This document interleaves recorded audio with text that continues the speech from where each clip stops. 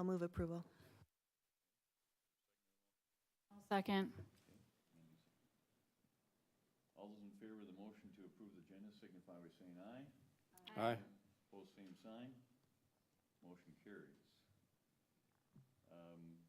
Item 3.1 is our health insurance rate renewal. Lori. Mr. Chairman, members of the board, Superintendent Funk, for your consideration is our renewal for our health insurance with the NJPA Co-op. Up on the chart on the screen, you'll see with the details, it's overall a 9.8% increase. Our renewal is largely impacted by a number of ongoing high claims. We had a number of high claims and a number of them are ongoing. And so that had was a big factor in our renewal. This just shows the three main plan designs that we have currently. Oops, and I just pushed the wrong button. Here we go. Let's try that again. This next chart just shows our history. Shows in 2010 when we were with a different co-op, South Central Service Co-op, and then moved to NJPA. It shows some years we actually had a premium reduction or slight increases. So it just shows the history with the NJPA Co-op. Overall, our premium increases are averaging a little bit over 4%, which is better than industry average. So this type of information has been shared with the Health Insurance Committee, and today we sent out information to all staff along with detailed information for each bargaining unit of the premium impact and how it will be calculated between employer-employee share based on their current contract agreements. Any questions?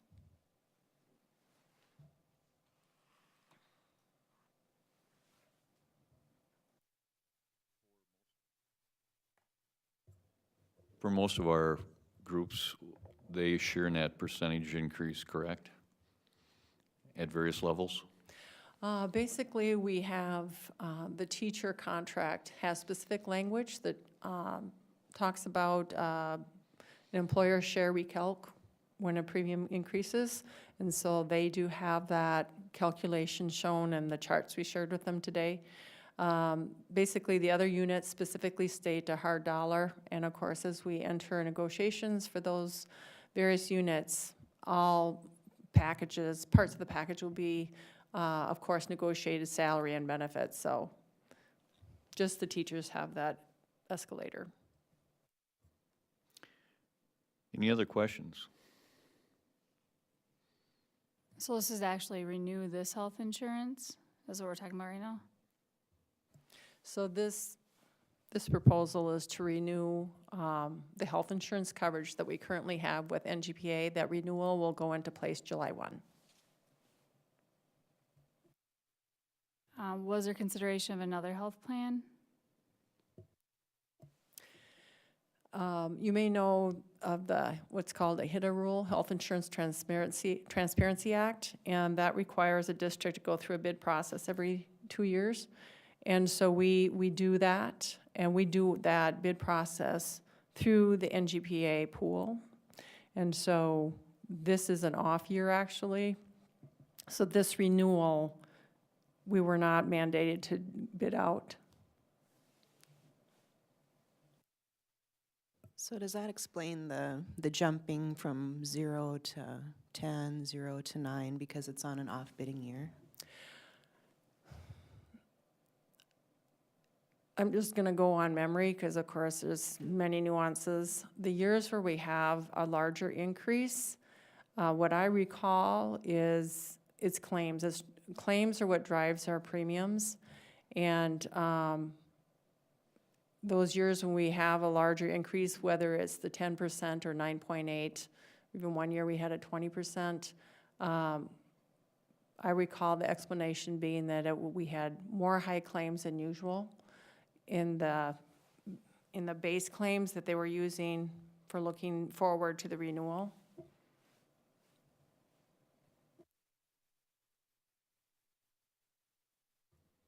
So next year, we would look at it again and rebid it? So the cycle is already like established for compliance with the Health Insurance Transparency Act. So with the NJPA pool, they have, some of their entities are on a January 1 renewal and some are on July 1. And so because that pool has those two start dates, they actually start that whole bid process earlier so that the whole pool goes to bid at the same time. So it's an early bid is what I'm trying to say. I think just for the board's information, there's already been discussion with another insurance group for next year. I think, Neil, you participated in something to that effect. So that process has started. Well, here's the situation with HIDA. There's a state statute that every other year, and this May, it's an odd number, it's an odd year, the teachers have the ability to unilaterally take the teachers from the district's plan, which is in this case NJPA, to something called the Public Employees Insurance Plan, which is a plan for teachers and other government entities called PEEP. And they're the only entity in the district that can unilaterally make that choice if they so choose to move to that plan. And so they have to, I think by statute, by the end of this month, make a determination on whether or not they want to go. The benefit that PEEP tells the folks who go to their plan is you won't see it's a larger pool, so you won't see the roller coaster effect of the increases in the flat renewals in there. It's a completely different plan than the one that we currently have for the Albert Lea School District. So we've had, I think, 3 meetings with the teachers over the past week or so to discuss PEEP option. Lori's been very busy contacting and has been in discussion with districts throughout the state who are currently on PEEP to hear the benefits of the plan and the concerns that they've raised. And so we spoke with the teachers and we said that we definitely see the fact that we don't have the roller coaster increases is something that's intriguing about this. So we are going to be studying this with not only the teachers, but with the entire insurance committee over the next year. And the district always has the option to go with a different entity. As you can see on the slide here, we used to be with South Central as of 2010. So at some point, if we so chose, we could go out and do that. There's a lot of information that needs to be shared if we're going to consider something like that. And the other piece is, of course, we have the on-site clinic, and what does that mean if we were to do some things like that? So we are not going to rush on this, but the teachers are very interested in it, and so we sat down and we have listened to their interest, and we are going to study this as we move forward. But what we have for you tonight is the current renewal for next year, and that's what Lori's talking about this evening. Yeah, I can add to that. The goal of this process is to thoroughly investigate every opportunity, every option out there, and realize a consensus, again, ideally among all the bargaining units, that we have in fact discovered the most advantageous arrangement possible for our district.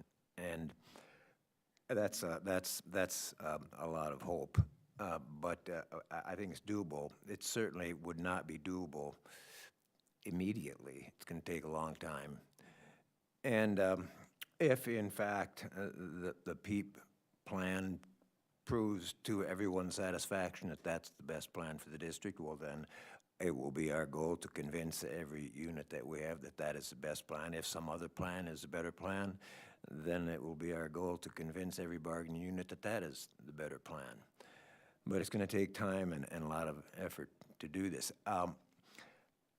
As Superintendent Funk pointed out, the teachers are the only group that can unilaterally decide to adopt the PEEP plan, and other units would not necessarily need to join in that arrangement, which would be not a good arrangement for the district. It would be to the district's advantage if all units were on the same plan. Thank you. This is an action item.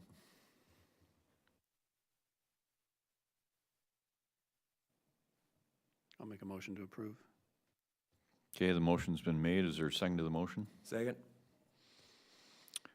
Any further discussion? Seeing none, all those in favor of the NJPA health insurance rate renewal signify by saying aye. Aye. Pose same sign. Motion carries. Moving on to our study session, the first is the AT-PPS annual report. Jackie?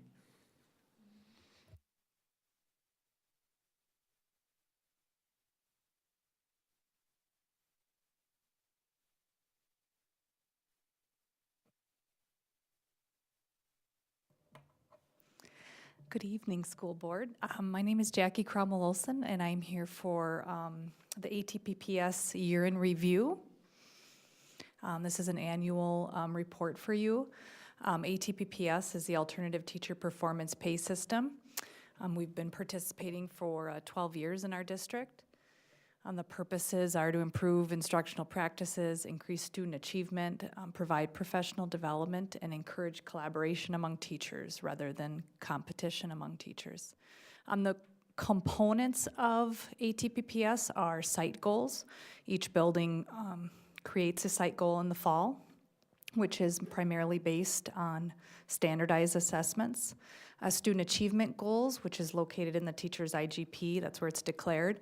Teachers write a goal that is based on student achievement also, usually using local assessments versus standardized assessments. It has the career advancement option, which is providing opportunities for teachers to become leaders. It includes observations of teachers, and it includes our job-embedded staff development. So our first, this is just how things went this year. We have one position, the district coordinator, receives release time and a stipend. That would be my position. We have 8 coordinators/instructional coaches, and they receive release time during the school day, and they also receive a stipend. We have 38 PLC facilitators that receive a stipend. And then these positions all have term limits on them. The district coordinator position is a 3-year position. That will be up this year. I've served my 3 years. We have our coordinators and instructional coaches that each are 2-year contracts, and then the facilitators are a yearly contract. And that, it provides, that's a state statute that we have term limits on those positions. And so that we get different people in there. We have an interview process always of these positions, and hoping we have about 5 positions that are open this year for these openings. We've got 3 instructional coaches at the elementary level, and the high school instructional coach will be open, and then all facilitator positions will be open. Job embedded professional development, we continue to meet as PLCs, 7:30 to 8:15 on Wednesday mornings. Teachers that have to travel between buildings, so like if somebody needs to go from Southwest to Hawthorne before school starts, between that time and the start of the time when the students are there, they need a little extra time to get across town, so they need a little less, they have to have that travel time in there, so they meet from 7:30 to 8. Many teachers have been working on standards-aligned curriculum, instruction and assessment, analyzing student data, research and implement strategies for intervention. One of the consultants, trainers we've been working with this year is Nancy Remmert. She has been working with the 6th grade through 12th grade on the standards alignment and PLC work. And that's been something that has provided a lot of opportunities for us to move along in the process more quickly and with more effectiveness while we work with her. Here's one of the slides she's shared with us, and she has spoken and trained. She's trained facilitators, she has trained department heads at the high school, and then she came on April 14th, and she did about she had a presentation for about 2 hours for all Southwest and high school staff. And this is just one of the slides that she shared with us that kind of summarizes the work that she's been doing with us. Standards-based curriculum is the base there. We select priority standards and write learning targets from those. And then from there, our work continues with aligning our instruction with that, making sure our assessments are aligned with that, and that we're analyzing that data within our PLCs. And so that's just a big picture. Of course, it's a lot more work than that, but it's a brief summary there of some of the work that we're doing with Nancy. Again, this is a PLC cycle. We see a lot of this taking place more at the elementary level right now, where we have teachers really focusing on strategies, applying them, getting some data, responding to that, and then refocusing their instruction. At the secondary level, our focus, like I said earlier on that earlier slide, is really looking at is our instruction and assessments aligned with our standards, and making and doing that work within our PLC teams. We continue to have our teacher evaluation and peer reviews. This year we've had 3 peer reviews, which include observation and coaching required for non-probationary teachers that include a pre and a post conference. These peer reviews are typically done by the coordinator or instructional coach within the building, and we have a few other teachers who are also trained as peer reviewers, but it's about 10 of us who do all of them. 3 evaluations are required for probationary teachers. That's done by their administrator. And then each teacher is asked to go out and observe each other 3 times throughout the school year, and we call those informal observations. And they go out and they watch a lesson for just maybe part of the class period. It may not be the whole class period, but to get out and watch other teachers teaching. And one of the things that took place this year, more coaching took place this year and was provided this year as a result of us training the coordinators, switching from more of a coordinator model to instructional coach model. We've been able to provide more coaching. Performance pay was $1,300 this year. For building goals met, a teacher would receive $130. For individual growth plan, a teacher will receive $390 for meeting that goal. For meeting the peer review observation expectations, $273, and then for the PLC cycle work, $507. So that's this year. And what will happen in the next few weeks is coordinators like myself we sit down and we have a process of going through everybody's criteria and checking to see that they've completed and met these expectations. The building goal, though, will not, we don't know that until about August usually is when MDE releases that Minnesota report card, and then we're able to identify with that information whether the site goal was met. Site goals, right now I can't share with you whether we met those or not because the information is not available at this time. So recommendations for next year, continued training for teacher leaders and that instructional coaching and PLC work. One of the differences that's kind of a bigger difference is 3 observations we're reducing to 2 to provide opportunity for deeper learning and a growth model that is above the state statute, which is required 1 per year. And part of this is as a result, teachers are looking for more feedback during observations, and we want more focused instructional strategies being modeled and implemented, and that takes more time for an instructional coach to do that versus just going in and doing an observation. And I'm happy to report that the performance incentive pay will remain at $1,300 for next year. And that's ATPPS in a quick review. Any questions for me? I had a quick question. Yeah. Regarding probationary teachers and the coaching that takes place. What's your feedback on that as far as how effective is that? So the feedback that I've been getting is that teachers appreciate the support. As probationary teachers right now in the elementary schools, there are instructional coaches who are working with them. We have a few funding places where the instructional coaching work is taking place from. We have ATPPS, and then there's a compensatory grant that is funding the work with for those instructional coaches. I'm hearing great things. One of the things that I've heard is that there is more feedback and there's more modeling being done to promote that teacher growth. There are sometimes times where a coach goes in and actually teaches the lesson, and then the teacher will later on practice that with the coach in the room, also with the students, and are able to learn from each other. So yeah, I'm positive that that we're moving in the right direction. We've got some still learning and training to do for teacher leaders, and also getting the word out there for teachers, what they have available to them in having a coach. So, but I am positive with where we're moving. Is the, I didn't know there was term limits, is it, you can't do it again, or you just have to reapply? I would have to reapply. Okay, so Yep. it's not a term limit like we've seen. in the Right, it's government. not, yes, within the contract, it has to say how many years they're, Then it's renewable. yeah. But so I could reapply. Yep.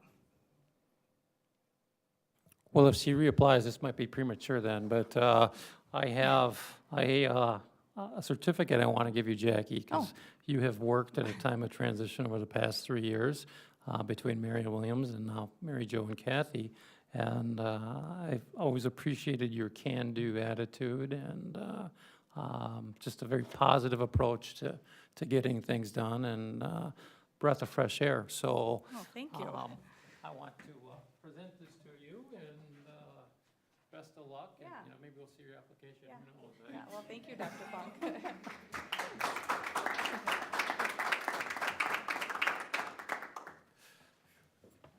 Thank you, Jackie, for being the coordinator. And thanks for your presentation. Next, we have Targeted Services Programming Update. Tanya?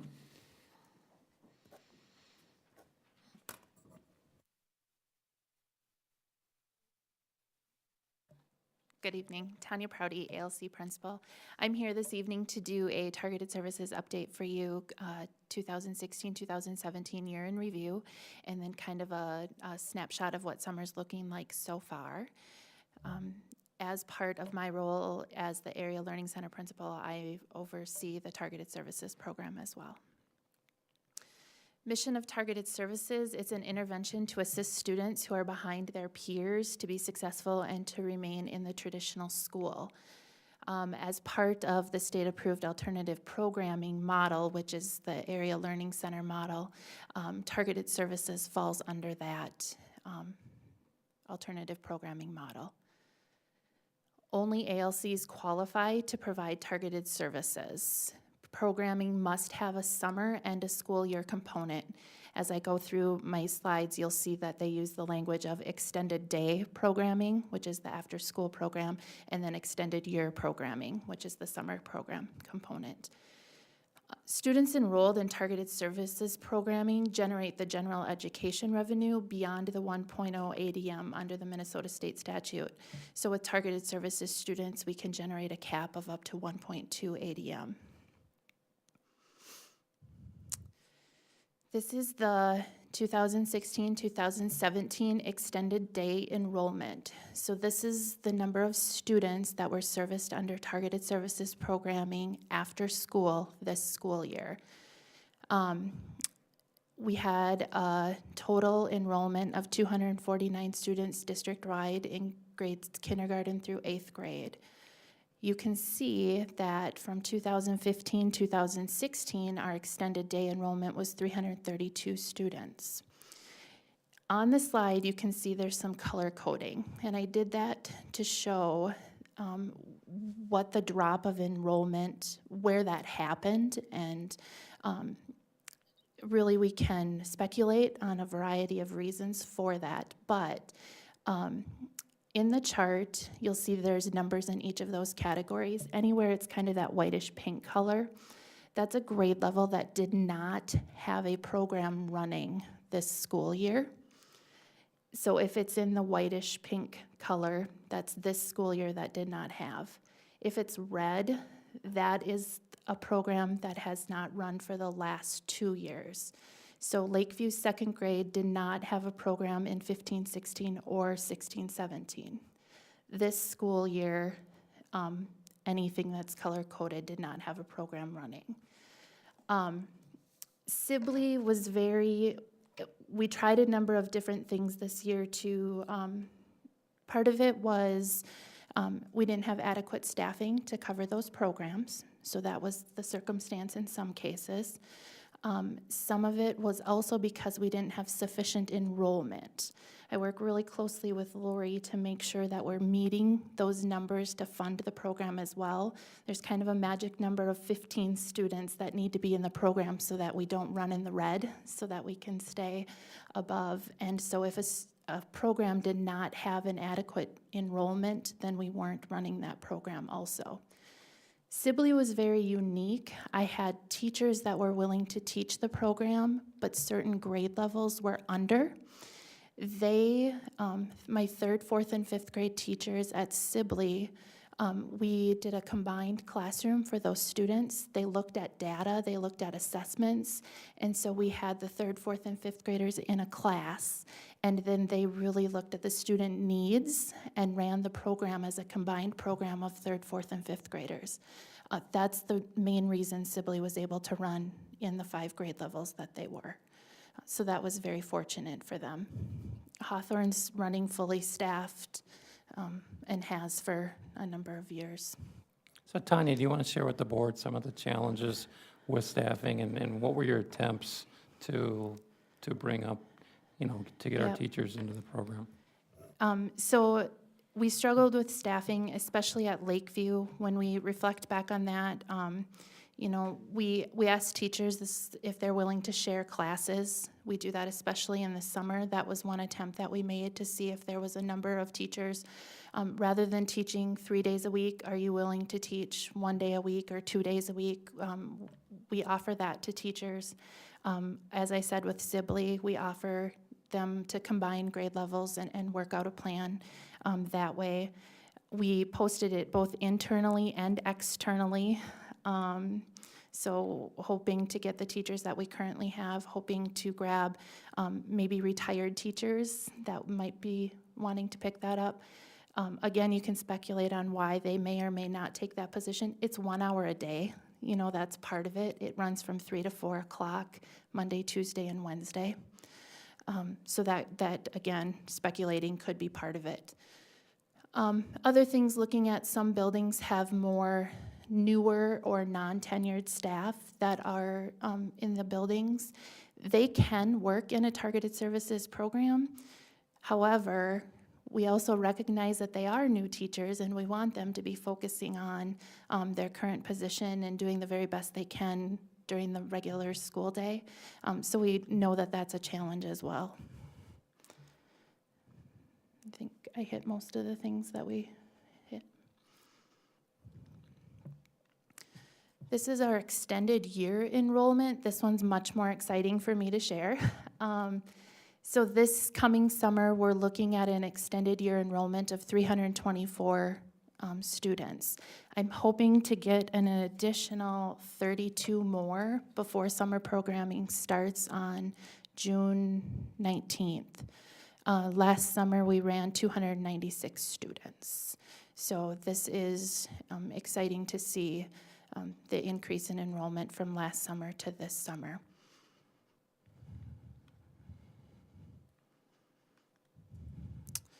And did you have a question on that one, Mr.? Do you want to talk about the food program that's aligned with that? Yep, absolutely. So in our summer extended year enrollment, last summer, we ran the program at Hawthorne, and it was a K-6 program at Hawthorne.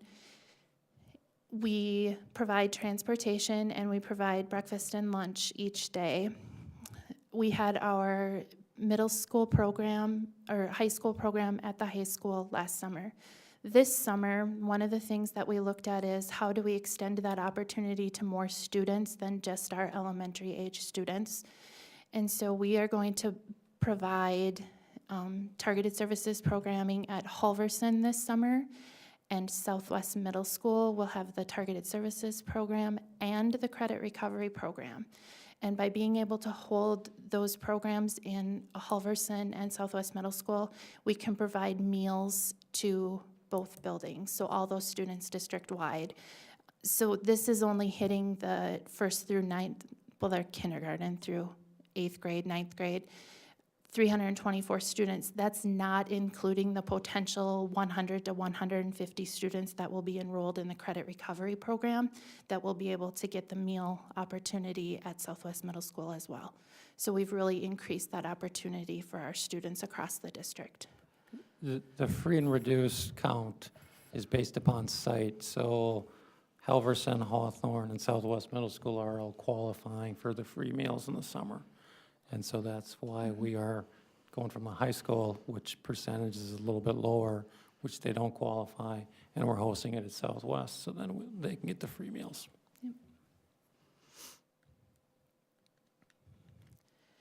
Why targeted services? You probably also saw this in the principal corner in the Albert Lee Tribune yesterday. But really it's an attempt to prevent summer learning loss, provide productive academic, social, and emotional learning for our students that is learner-focused, differentiated, high-quality instruction that links the summer curriculum to the school year standards as well, and continuing with our district goals and initiatives during the summer. Questions for me? What does a typical day look like in the extended year program? Okay. We have created a framework for the teachers of what a typical day should look like for the extended year program. Targeted services should include the academic, social, and emotional learning components. So we ask that the teachers every day have a social component. With our teachers doing responsive classroom, we ask that they do a morning meeting that includes the social component on a daily basis. We've included in our framework that teachers do a reading lesson and a math lesson every day that aligns with our district standards and curriculum. Teachers are doing guided reading lessons each day, as well as using components of the math curriculum as well. Breakfast and lunch are provided each day as part of their day. Transportation is provided as part of their day, and I think I hit everything. Social, emotional, reading, writing, math, each of those. We are also utilizing success coaches. Last year we used success coaches. This year we are hoping to have enough enrollment in our day to utilize success coaches or paras as well to support our English language learners in the program. What's the length of the day and the schedule like, and how many students per instructor? Okay. The length of the day is roughly, depending on what building you're in and the transportation schedule, but it's roughly 4 hours, 8 to noon each day. And with the framework, that's broken down pretty evenly between reading, math, and then probably roughly a 30-minute social emotional component. When we're looking at student-to-teacher ratio, again, there's that funding number that helps us make a determination. We really need to be about 15 to 20 students per teacher. And then once we hit that 20 to 22, we look at adding a paraeducator to the program. And the para, often in our district when we use the language paraeducator, it's associated with special education. That's not the case in targeted services programming. They can work with all students enrolled in the program, not just special education students. So if we're in that 20 to 22 range, then we can look at adding additional support in the classroom. And that's really just the way our numbers go for funding so that we can. And they start mid-June. How long do they go? That's another exciting opportunity this summer. In the past, we've run a 4-week program. This year, we're running a 5-week program. One of the things that I did was look at our attendance data. 4th of July lands smack in the middle of the week, and so we know our attendance is going to be low on July 3rd, and our attendance is going to be low on July 5th. When you look historically at our data, it's just our reality. And so I had done a survey late winter and asked teachers if they'd be willing to work a 5-week program, how many teachers would be interested in working a 5-week program. And it was very favorable. I was amazed. And so we're doing the last 2 weeks in June. We're taking 4th of July week off because of that 3rd and the 5th drop in attendance. And then we'll do the last 3 weeks of July, so July 10th through the 27th. And I was really excited as well. I actually had more staff apply than I had positions available so far this summer. And so we've had to be creative so far in, again, teachers are willing to share the program. I'll do the June weeks, I'll do the July weeks. And it's working out so far. Good. And what do they do for emotional learning? Some examples, if you have any. Yeah, so some examples for social emotional learning, they would do in the responsive classroom format, they do a morning meeting, so they may play a social emotional learning game as part of that. They do a greeting each day. It may be a partner activity. It could be even a learning activity within their academic curriculum that they're working with a peer as well. Yep.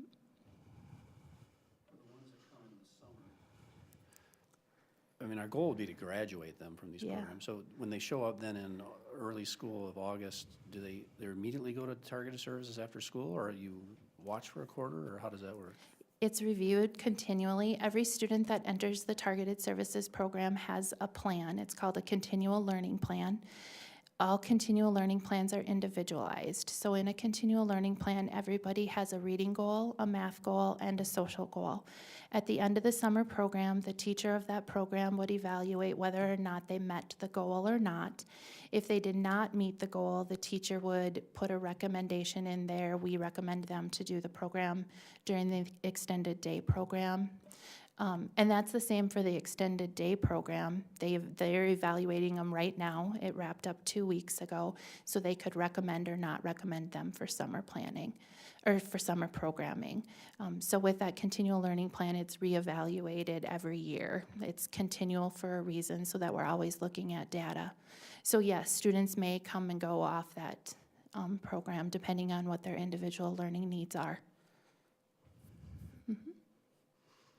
I just want to say thank you for all your hard work. I know I spoke to you earlier this year Yeah. about the whole, we couldn't fund every grade level and all that stuff, and I know you worked really hard at that. And I'm super duper excited. My son goes to Targeted Services in the summer, and I'm super excited it's 5 weeks, and I like that there's that little bit of a gap, and it just spreads it through the summer a little bit more. Hopefully that'll help with regression a little bit more. And I just have to say, like, well, from my perspective as a parent, my son, when he was in kindergarten, he didn't like school. His first summer school, didn't really like it a whole lot. And the next year, he didn't really like school because it's hard for him. It was hard. But his second summer school, that's when he fell in love with school. Like, when summer school was over, he was sad. We had to have a little party for all him and his little friends.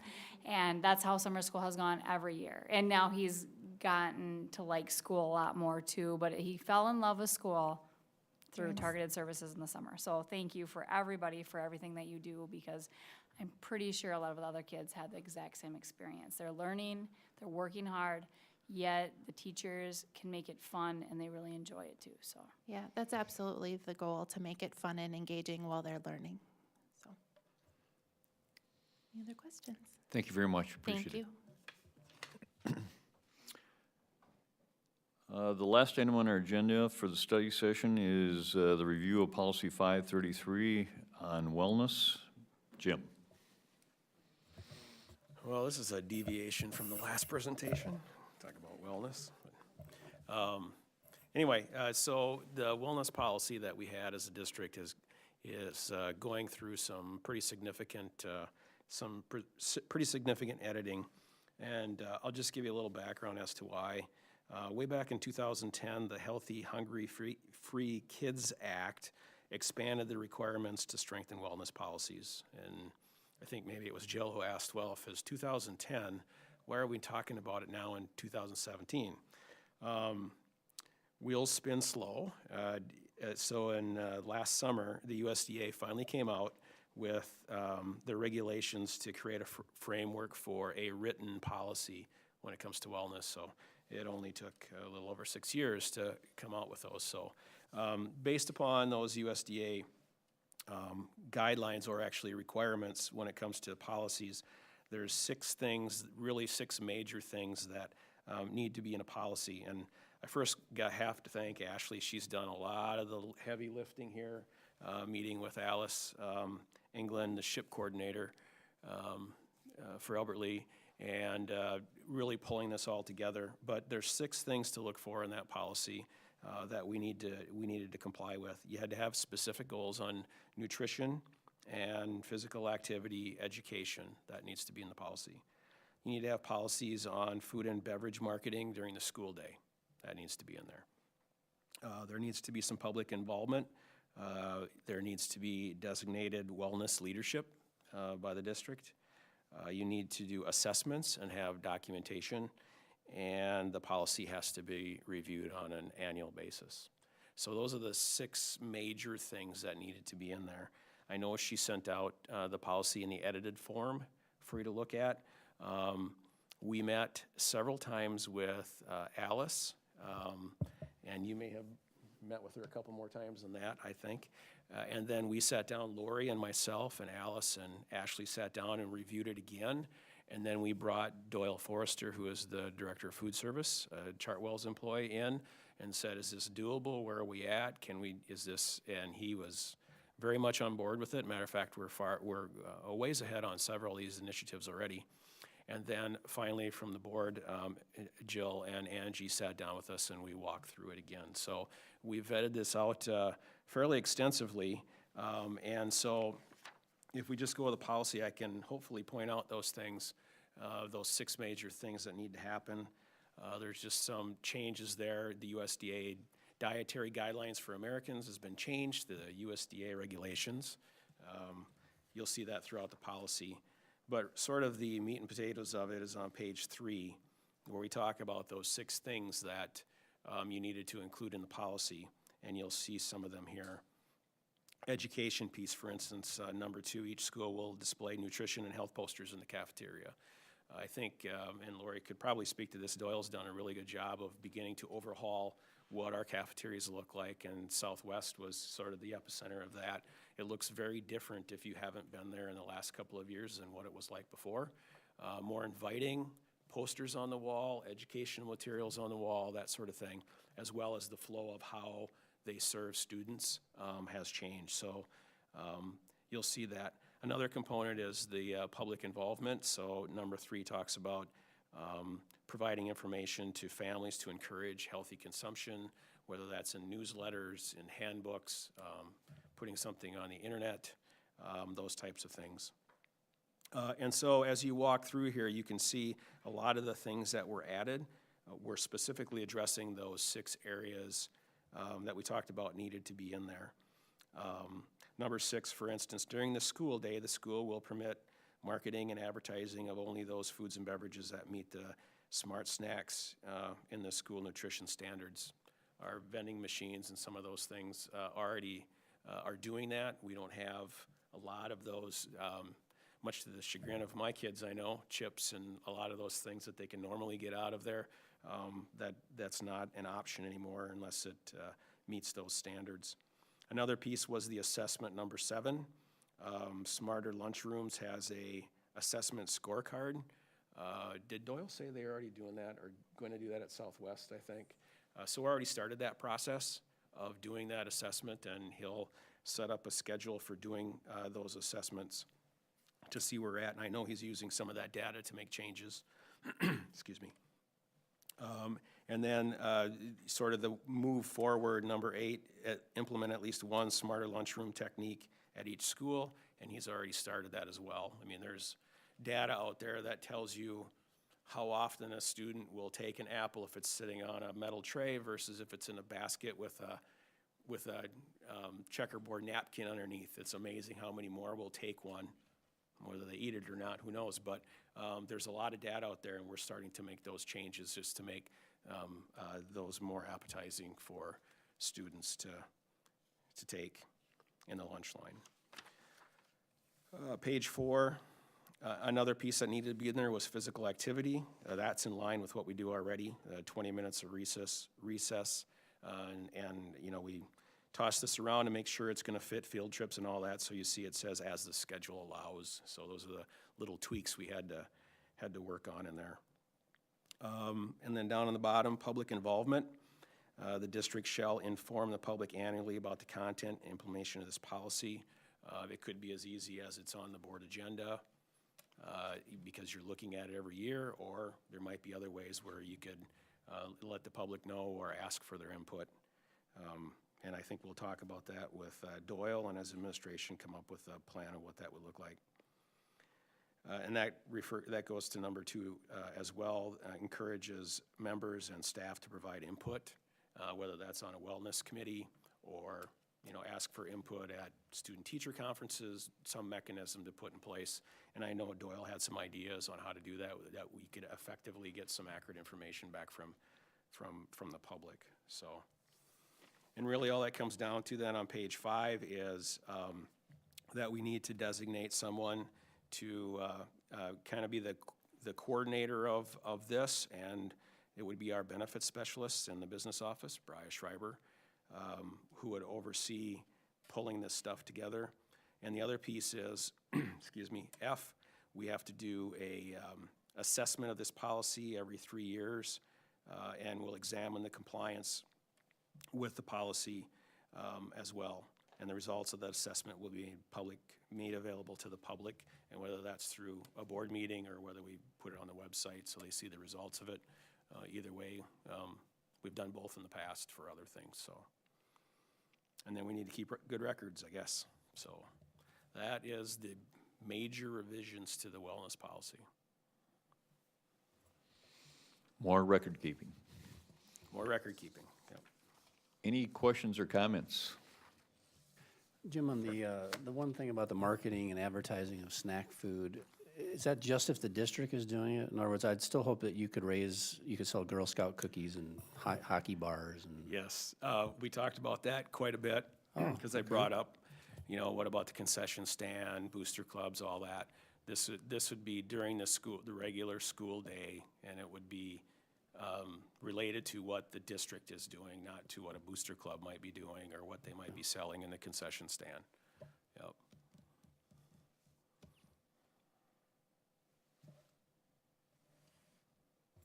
Okay, thank you very much for the information.